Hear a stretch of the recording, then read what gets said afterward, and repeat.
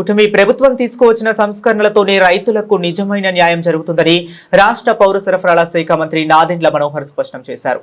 ఈ ఖరీఫ్ సీజన్లో రైతుల నుంచి 51 లక్షల మెట్రిక్ టన్నుల ధాన్యం కొనుగోలు చేసేందుకు ప్రభుత్వం అన్ని ఏర్పాట్లు పూర్తి చేస్తుందని ఆయన వెల్లడించారు. విజయవాడలోని సివిల్ సప్లై భవన్లో ఆయన మీడియాతో మాట్లాడారు.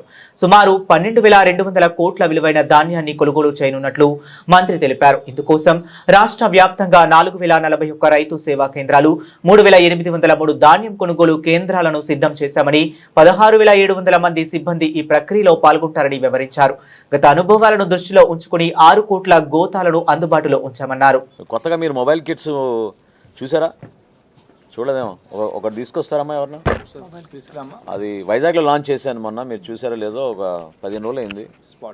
సో ఇదేంటంటే పీడిఎస్ రైస్ విషయంలో గతంలో మేము ఒక శాంపుల్ సీజ్ చేసి ల్యాబ్కి పంపించి రిపోర్ట్ వచ్చే వరకు వారం పట్టేది. సో దాన్ని మా సిబ్బంది చాలా బాగా దాన్ని స్టడీ చేసి ఒక అద్భుతమైన మొబైల్ కిట్ తీసుకొచ్చారు. ఒక 700 రాష్ట్ర వ్యాప్తంగా పంపిణీ చేసాం. మా అధికారులందరికీ కూడా వితిన్ 5 minutes నిర్ధారించవచ్చు అది పీడిఎస్ రైసా కాదా అనేది. సో ఎక్కడైతే అనుమానం వచ్చి మేము ఒక వెహికల్ టెస్టింగ్కి పెట్టామో ఇమీడియట్గా దాని శాంపుల్ తీసుకుని we can check and come back అనమాట, సీజ్ చేయొచ్చు ఇమీడియట్గా.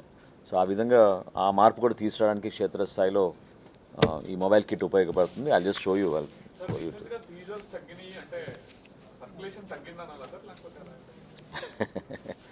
సీజర్స్ తగ్గినాయని మీరు అనుకుంటున్నారు. చాలా చాలా చాలా పకడ్బందీగా పర్ఫెక్ట్గా జరుగుతూ ఉంది క్షేత్రస్థాయిలో. ఎందుకంటే ఒక యాప్ డిజైన్ చేసాం. ప్రతి అధికారి నెలకి 6 ఇన్స్పెక్షన్స్ చేయాలి, ఇంక్లూడింగ్ జాయింట్ కలెక్టర్. ఆ యాప్ ద్వారా మేము అనేక క్షేత్రస్థాయిలో ఫేర్ ప్రైస్ షాప్స్ కానివ్వండి, సర్ప్రైజ్ ఇన్స్పెక్షన్స్, చెకింగ్లు కానివ్వండి జరుగుతూ ఉన్నాయి. మీకు ఒక క్వార్టర్ అవ్వాలని వెయిట్ చేస్తున్నాను. ఈ క్వార్టర్ అయినాక పూర్తి వివరాలు మీకు ఇస్తాను. గతంలో ఎన్నడూ లేని విధంగా ఆ స్థాయికి తీసుకెళ్ళాం. లేదు, we have done a lot of enforcement.